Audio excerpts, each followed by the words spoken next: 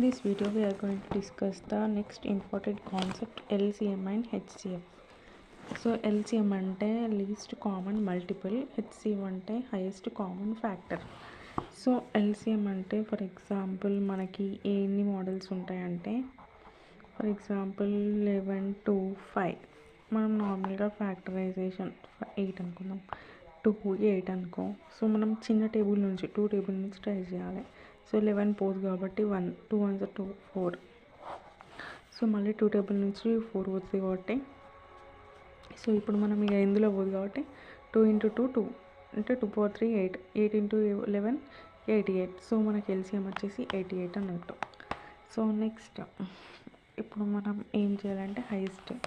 ఇప్పుడు for example మనకి ఇది 1 2 8 సారీ 11 8 హెచ్సిఎఫ్ అనుకోమంటే ఒక 2 నెంబర్స్ తీసుకోవాలి. ఫర్ ఎగ్జాంపుల్ ఈ నెంబర్స్ పెద్ద నెంబర్ తోటి మనం ఇట్లా చేయాలన్నమాట.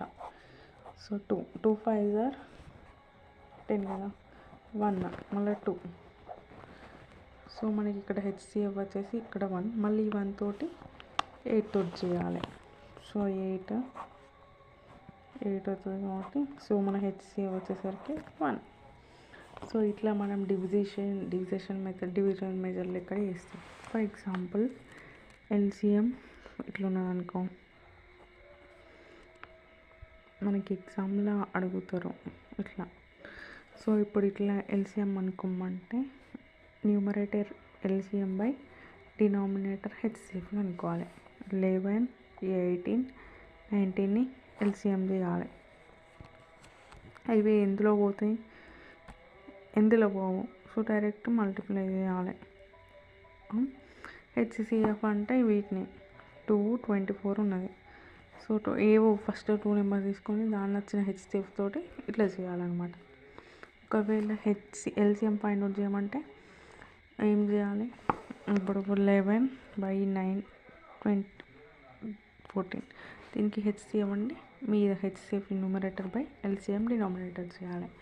నెక్స్ట్ ఫర్ ఎగ్జాంపుల్ 1.2 2.39 అంటే ఎల్సిఎం అన్నారనుకో, ఫస్ట్ ఈ అన్నిటిని ఈక్వల్ చేయాలి. అప్పుడు 0.1 0.3 0.9 అని రాసుకోవాలి.